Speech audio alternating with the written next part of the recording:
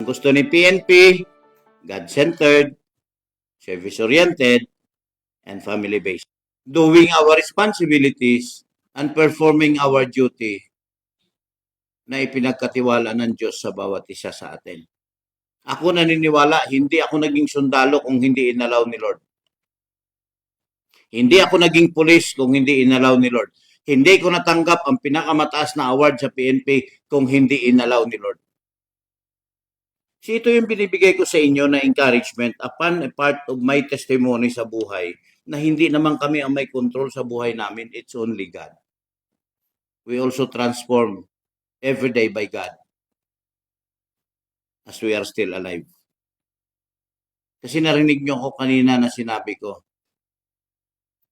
nakafocus tayo sa operational accomplishment, pero may nakalimutan tayo minsan na pinakamagandang operational accomplishment, which is our family.